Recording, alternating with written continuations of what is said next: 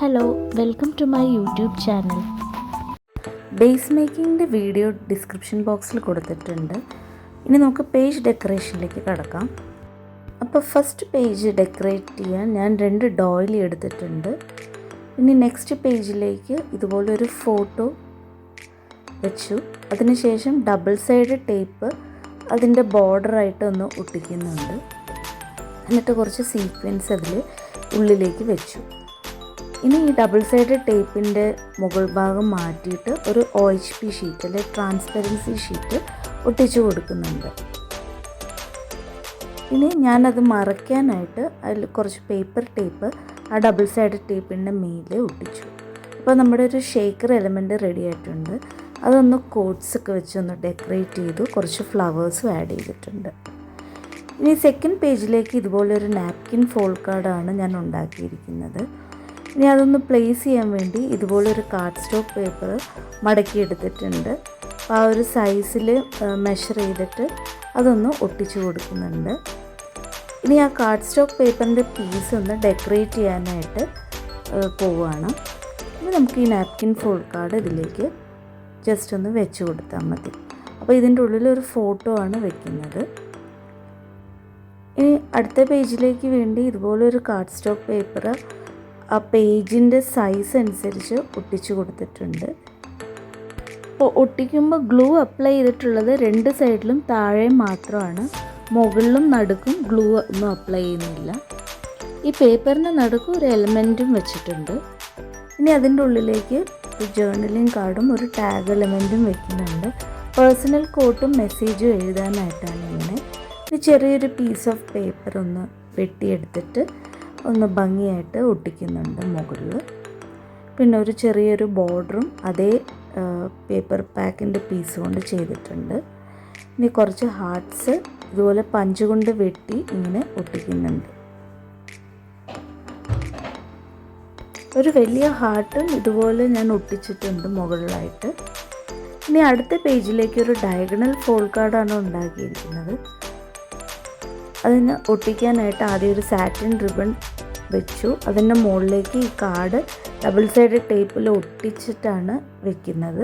എന്നിട്ട് ആ റിബൺ കൊണ്ട് അത് ടൈ ചെയ്തു.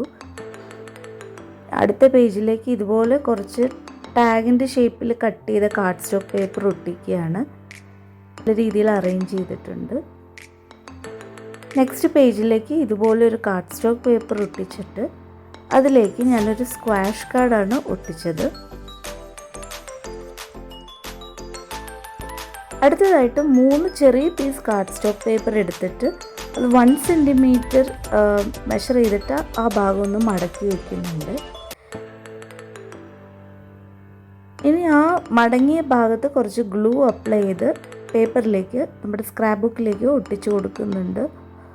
ഒന്നിന് താഴെ ഒന്നായിട്ടാണ് ഞാൻ ഒട്ടിച്ചു കൊടുക്കുന്നത്. ഇനി നെക്സ്റ്റ് ചെയ്യാൻ പോകുന്നത് അതിൻ്റെ ഒരു ഡെക്കറേഷനാണ് കേട്ടോ. ഏറ്റവും അടിയിലായിട്ട് ഒരു പീസ് ഓഫ് പേപ്പറും ജസ്റ്റ് വെച്ചു. എന്നിട്ട് ഇതെല്ലാം ഒന്ന് ഡെക്കറേറ്റ് ചെയ്ത് കൊടുക്കാം. ഇപ്പോൾ ജേർണലിംഗ് കാർഡിൻ്റെ നടുഭാഗത്തു നിന്നുള്ളൊരു കോട്ട് അവിടെ ഒട്ടിച്ചിട്ടുണ്ട്. മാച്ചിങ് ആയിട്ടുള്ള ഒരു കാർഡ് സ്റ്റോക്ക് പേപ്പർ ആദ്യം ഒട്ടിച്ചിട്ടുണ്ടായിരുന്നു. ഇനി കുറച്ച് കോട്ട്സും എലമെൻറ്റ്സ് എല്ലാം ഒന്ന് വെച്ച് ഡെക്കറേറ്റ് ചെയ്യാം. ഇനി 14x13 സെൻറ്റിമീറ്റർ സൈസിലൊരു കാർഡ് സ്റ്റോക്ക് പേപ്പർ എടുത്തിട്ടുണ്ട്. എന്നിട്ട് അതിൻ്റെ എഡ്ജസിൽ നിന്ന് 3.5 സെൻറ്റിമീറ്റർ അളവിൽ 2 വര വരയ്ക്കുന്നുണ്ട്. ഇനി ആ വരയിലൊന്ന് മടക്കി കൊടുക്കുന്നുണ്ട്. അപ്പോൾ ഇങ്ങനെ ഒരു കാർഡ് കിട്ടി. ഇതിൻ്റെ ഈ വശങ്ങളിൽ നമ്മൾ കാർഡ് സ്റ്റോക്ക് പേപ്പർ ഒരെണ്ണം ഒട്ടിച്ചിട്ടുണ്ട്. മറ്റേ സൈഡിലായിട്ട് ഒരു ഡോയിലി ഇതുപോലെ ഒട്ടിക്കുന്നുണ്ട്.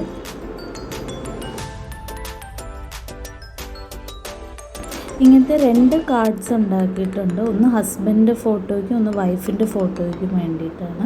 ഇതിൻ്റെ ഈ പ്രൊജക്റ്റ് ചെയ്തിരിക്കുന്ന ഭാഗം വൃത്തികേടായി തോന്നിയുകൊണ്ട് ഒരു സൈഡിലത് കട്ട് ചെയ്തു. ഇനി വൈഫിൻ്റെയും ഹസ്ബൻഡിൻ്റെയും നെയിമും കൂടെ ഒട്ടിച്ചിട്ടുണ്ട്. ഒരു ഹാർട്ടും ഒട്ടിക്കുന്നുണ്ട്.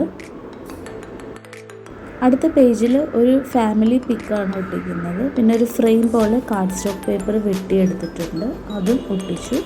ഫാമിലി എന്നുള്ളൊരു ചെറിയ സ്റ്റിക്കർ ഒട്ടിച്ചു.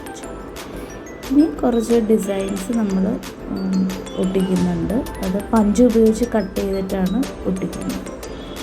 നെക്സ്റ്റ് പേജിൽ ഇതുപോലെ ഒരു ചെറിയ പോപ്പപ്പ് കാർഡാണ്, ഹാർട്ട് പോപ്പപ്പ് കാർഡ്. നെക്സ്റ്റ് ഇതുപോലൊരു ഫോട്ടോ, ഇത് പ്രിൻ്റ് ചെയ്തെടുത്തതാണ് ക്യാൻവ ആപ്പിൽ, ഇങ്ങനെ ഫ്രെയിം പോലെ. പിന്നെ കുറച്ച് സ്റ്റിക്കേഴ്സ് നെക്സ്റ്റ് പേജിൽ ഒട്ടിക്കുന്നുണ്ട്, കുറച്ച് എലമെൻറ്റ്സും കോഡ്സും എല്ലാം വെക്കുന്നുണ്ട്.